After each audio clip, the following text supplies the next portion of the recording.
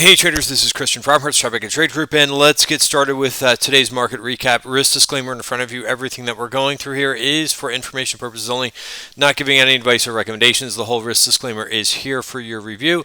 In addition, if the video is a little bit blurry or you can't see completely what the numbers are here, it just takes YouTube a little bit longer to render the high definition version of the video. Just give it a little bit more time. So today, of course, Fed Day. That was the main event for the day. I will give you my own opinion for what we heard Powell say, and which I think there's two takeaways for me. And then of course we'll go over the price action. I think some interesting levels. I just tweeted out the S&P and the Nasdaq chart, but we'll certainly review them, and I'll tell you where these things are sitting. But yeah, so the performance, the Fed Day, listening to Powell and, these things. So why is this important, first of all? Well, in my opinion, right, everything is always in my opinion in this video, but the institutions drive the market. Right now, in penny stocks and so forth, it's mainly retail that's driving the market. Right, retail now loves to say, some retail, penny stock pumpers love to say, oh, this name has a high short interest, right? And yes, so retail can move penny stocks, no doubt. But what I'm referring to is the majority of the market is driven by institutions. So why do I pay attention to Fed days and try to figure this out a little bit? Because they're going to make decisions based on this, right? And if they feel comfortable with the market, or if the market is a bit more, if the Fed is more hawkish than dovish. So number one, it sounds like they're kind of kicking the can down the road till the next meeting, right? So nothing was announced in this meeting, and they said that they're getting closer and closer, and that it'll probably be done in the next Fed meeting. Now, the next Fed meeting, there is no October Fed meeting, as far as I know on my calendar. So that means November, unless there's something else. And now I don't know. They could always come out in the middle of the month and do something, but it's probably looking like November. So, and again, if we get some more certainty around that, I think the Fed likes that. Not the Fed, the overall market would at this point rather just know what it's going to be and what it's not going to be. In terms of tapering, right? We've been going through this drill now for months about when will they, won't they. So I think some clarity around the issue would be good. And November sounds pretty darn good to me, right? If that's when they're going to start tapering. That's my opinion. Again, could be completely wrong, but in regards to the price action. But that's my opinion. The second thing is there was some questions, again, always with the Fed meeting. There's the announcement that comes at 2 o'clock. There's the market likes to go one way, and then really it's the decider is the Fed, the press conference, and some of the questions that are asked. Somebody may throw Powell off, and you may get more information than you were looking for, and the market might reverse and go the other way. We had a little bit of that back and forth price action, right? Things were really kind of, I think, at the high of the day around. Let's go to the 5-minute chart here. Things were at the high of the day before the conference started. So 2 o'clock. Right, 2:30 is when this started, and you could see once he started to speak, the market started to sell off a little bit. Right, so again, it's whipsaw. Right, and if you look at the trade blotter, which I'll show you the trade blotter of what I did didn't do anything really after while this is going on, because I've just seen this too many times. Like you got to be super fast. Now you could be super fast and buy in the first bar and then sell in the second bar, but it's just back and if you could get caught more often than not, right? If your timing's not perfect, sometimes you're buying on the high and then immediately we start to sell off because of something that's said in the press conference. To me, it's too hard. So I just kind of I do what I think is right. I take I put on a couple of positions during the beginning of the day. I took off a lot of positions before the Fed meeting, and then I'm sitting with what I'm comfortable holding with risk. All right, so that was the one thing that I mentioned with the Fed meeting. The second was Powell was asked about this Evergrande situation, and he said kind of what I think many of us, not the doom and gloomers, but many of us who are looking at this objectively, it doesn't sound like there's really much exposure in the U.S. And the doom and gloomers want to say that this is a Lehman event. It's not. It's I don't. Again, I've said all week that I don't think that it is. I don't know for sure, but it helps when Powell comes out and says, "Hey, we really don't have much exposure to this company." So I think that's reassuring for the market. I think that a lot of this volatility that we've dealt with is just because the timing, right, that we're in September, and it was an excuse for the market to kind of get hit. It's also self-fulfilling, right? When every strategist comes on and talks about we should have a 5% correction, we have close to a 5% correction, right? The more that people want it, they're going to get it, all right? So that's how I've kind of just seen the market over time. When people really start, hey, we haven't had a correction in this long. We haven't had a correction in this long. You're gonna get one if that's what you want. So we have had a dip. I don't know what the percentage is from high to low, but I think it's around like 4%. Is it? I can measure that at another time. I won't waste your time doing that. So where did we come back to? Now yesterday was not particularly, how we finished the day yesterday was not. Did not give a really warm and fuzzy feeling. Today, we did have a nice a trending day. Again, it was a little bit back and forth there at the end of the Fed, at the end of the day with the Fed, but I think that's perfectly normal. SPY did increase from the open, right? We talked about that in yesterday's video, that I like to look at the percentage change from the open, not just the overall performance. Where did the gains come from? Did they all come from the overnight market, or were there actually some buying that was going on? There was some buying going on. What I like as well is that the VIX was down 14% for the day, sinking below 21. I think we're at 2087 for the VIX. So I think that's good. Best performing groups for the day: blockchain stocks got going again. Nice to see the cryptos go back. Energy stocks were strong. Both XOP, XLE were particularly strong. Mostly in the beginning of the day, they had a big jump. Retail names were strong. Aerospace and defense was strong. Travel names were strong. And then you had things like the IBD 50, which again is interesting to me that this is outperforming. This ETF has had a difficult time over the last few months, but it is now up 2.1.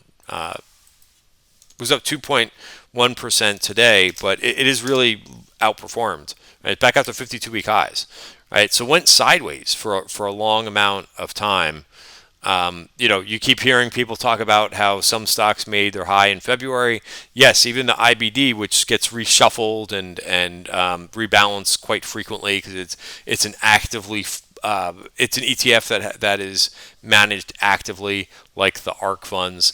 But this group of stocks, whether it's different stocks, they are expressing a theme. They topped out back here in February. Price is now above that, right, at 51.20. So really nice to see this group. We're going to go over some of the names that were responsible for the performance in the IBD 50 names, but it's been a very impressive. They've held up much better than the S&P over the last couple weeks, and they've been very strong over the last month.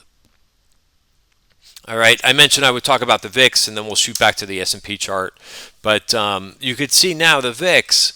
See how this is kind of shaping up. We had this one big gap up in terms of volatility in the VIX, but you could see this is coming back down.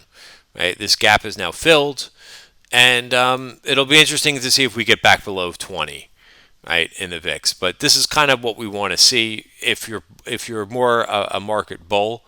Right, we could have these episodes of volatility, from time to time, and so far that this is looking like another garden variety of volatility. What would convince me even more is if we move back below 20 in the VIX. All right, might as well. I always like to look at VVIX too, which is the volatility of the VIX itself. This was also down 10% today too. It finished right around the low of the day. All right, let's go back to the S&P chart. We'll talk about the Nasdaq too. But I feel like this price is kind of toying with me a little bit. So much better than yesterday, but we didn't close exactly on the highs, and we closed right at the bottom of value. So Could we get rejected here? Well, anything is possible. So we'll see how this kind of develops. Yeah, I would not want to see this slip back below. I would like to see us continue to move in the right direction. And I think that there's a good chance that we do that considering the information that we got today. I don't know really why anybody would continue to be super bearish after, hearing that or that worried about the market. Again, we are below, the 50-day moving average. So, like I said, we've got some work to do to get back above these, to reclaim these levels. So I know some people like to look at the SPY or the SPX because there's a gap there. I never really understood that. To me, I like to if you look at S&P futures, there's very little gaps in there. I don't know why people like to look at the SPX charts or the SPY that does have gaps. I never fully understood that. If anybody has an answer, they're welcome to. But so some people talking about how the gap hasn't been filled yet. That would be up here, right? So that would be a little bit higher, and then we'll see how that happens. But yeah, I don't know. I never really was that enthralled with gaps, and I think the S&P futures chart is just a little bit cleaner. Right, you've got more information about what happens in the after hours market, and volume at price takes covers all that data. What happens in the after hours market, all that volume, and that gets weighted appropriately using our value area study. So people ask me all the time in these videos, hey, how do I set this up in Thinkorswim? Well, this is a proprietary study, right? We've developed this study, myself and another colleague, mainly my other colleague who's been doing all the coding for this. But this is our own study. So we do sell it to members as a one-time fee.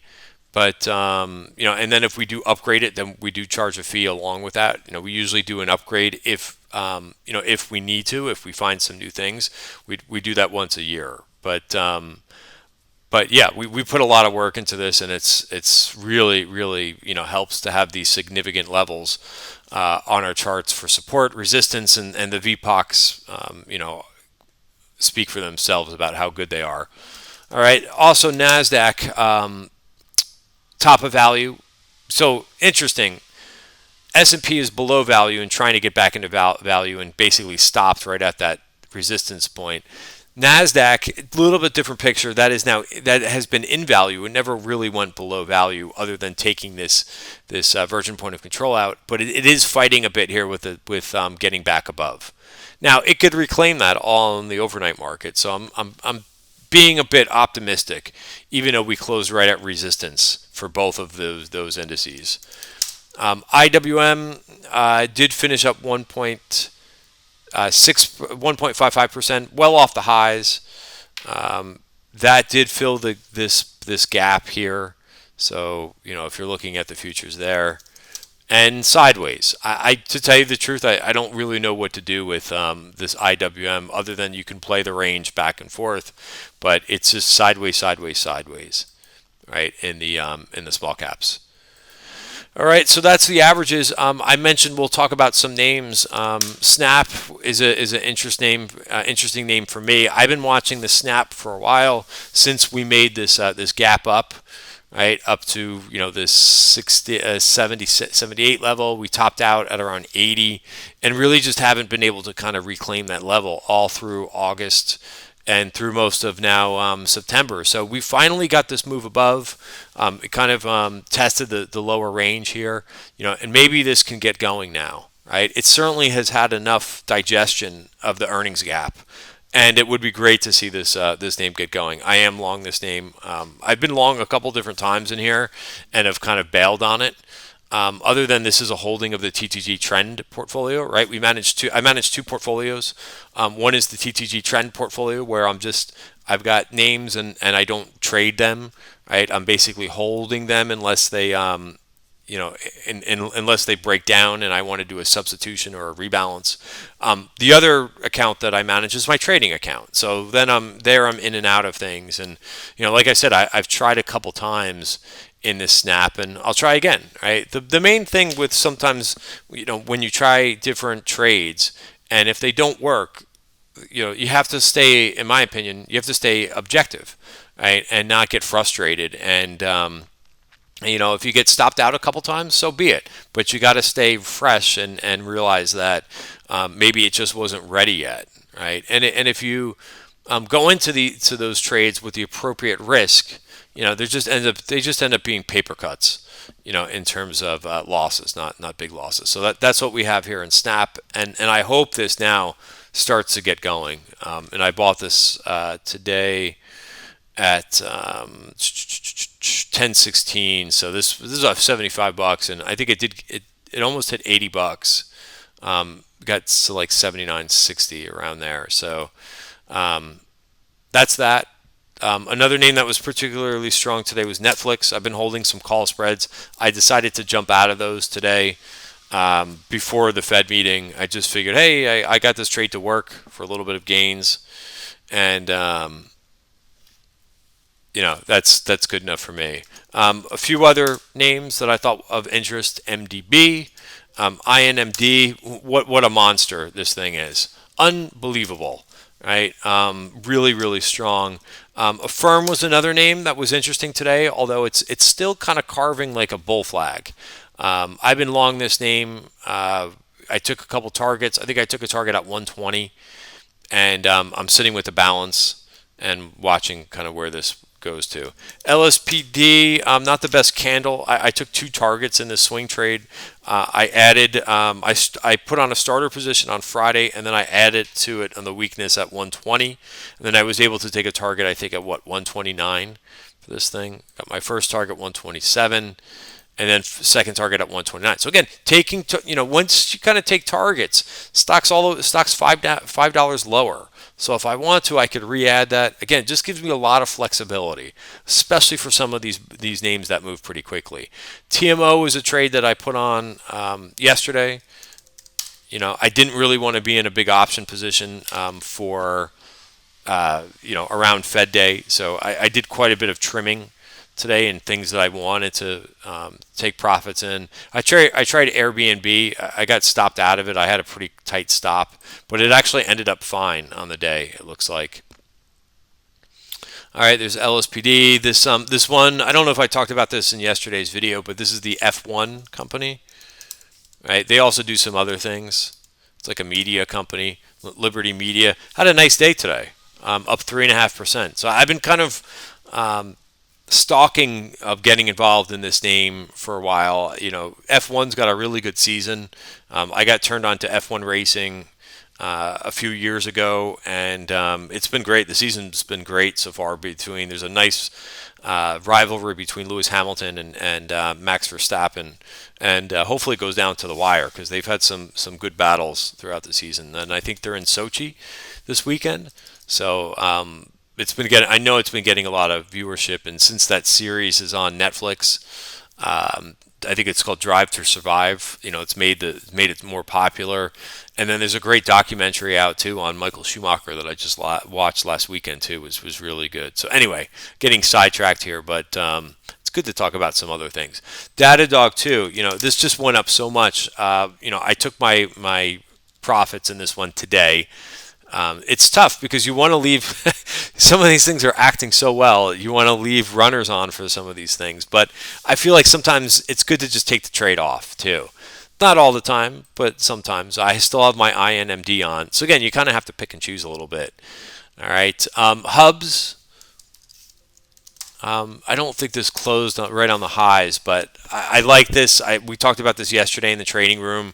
I just didn't want to throw a trade on ahead of the Fed. But, another software type name, earnings gap has been moving the right way, and just looking for this thing to continue to start to trend out of this little pattern that we've got going on. I mentioned a couple of the IBD names. Here they are. INMD was in there. Net is another one.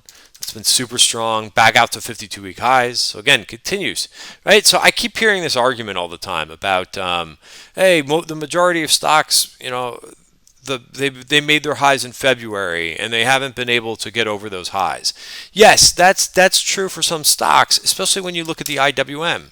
Yes, the IWM has not been able to get over its, I guess that's, the end of right? And it has 2,000 names in it. This is March. It topped out at March, right? But I don't know what the argument is other than crying about it. That some stocks made their peaks in Feb or March. I don't get it. If you're an active trader, you don't have to sit in something that is doing this, right? Which is sideways. So I'm not really understanding the argument because I see it come up over and over on Twitter. Yeah, but most stocks, they're still, they haven't made new highs since February. Okay, so what? You don't have to trade those stocks, right? There's a lot of stocks like a net, right? That the February highs back here. So again, I'm not getting the point. Yes, it's been a tougher market to trade. I think we all know that. It's a different market than 2020. Yeah, so what? I don't. It doesn't. So you have to make adjustments. We've been making adjustments all year long. We've been, cognizant of how the market breadth has been very difficult. Right? It's been a concern for the overall market, and you make adjustments around that. Right? The advanced decline line. Yes, it's been pathetic. Especially for the Nasdaq name, for the Nasdaq names, right? It's been slipping, right? And so again, this to me, as we've been talking about for months and months now, just means that you have to be more selective, and you have to watch your position size because we're in a more difficult environment. But in my perspective, it doesn't mean that you can't find names that are doing something different, right? And your in mode, right? Your Cloudflare, your Upstart, right? There's plenty of names out there. Your hubs, right? And I think if you go through a lot of these names and look at those IBD 50 names, you're going to find that there's not every name has not made a new high since February. In fact, the S&P and the Nasdaq have continued to make newer highs over and over and over since February. So if you really want to be Debbie Downer, you could say, oh my God, yes, the small caps haven't made new highs. There's 2,000 names in there. Woe is me. This market's difficult. But what we try to do here is find the names that are trending, right? And I like a little bit of competitiveness. It's a challenge that the market is harder to trade than it was last year, no doubt, right? But we're up for the challenge, right? So yeah. So I'll quit it there. Generac also very strong. We talked about a trade in the room yesterday. Nice bounce off of top of value. I got a couple alerts on some solar names. It's been very tough. A couple of these things. When you hear me say it's been very tough, then I usually just stay away from a name or a group. And these solar names have been just that. They've been really difficult. I heard something, and I don't know if it's true, about the laws that, or there might be tariffs or something on solar products. That I don't know if that's the reason why this group has been so bad this year, but they've been difficult. They show little pieces of bursts of momentum, and then they wane very quickly. So those trades are usually not for me. But I continue to monitor and watch. I was watching Sunrun today. Just didn't compel me to get involved, and it just didn't move enough. All right, so that's I've gone on now, and I've ranted here a little bit. So we've talked now for about 23 minutes, but yeah, a nice day of trading, and I would love to see some follow through. But again, if you are trading a lot more growth names, then you're probably not complaining that much. When you look at the IBD 50 group, which I know there's a lot of traders on Twitter who love the IBD names. So this is telling to me, right? And the object is to really stay out of the names that are tougher, right? And are tougher to harder to trade. All right, guys, have a great night, everybody, and I'll see you tomorrow. Actually, you won't see me tomorrow because no end of day video tomorrow. I will be traveling. I'll be in the trading room for a little while, but I'll send an email about that later. Have a great night, everybody. See you tomorrow.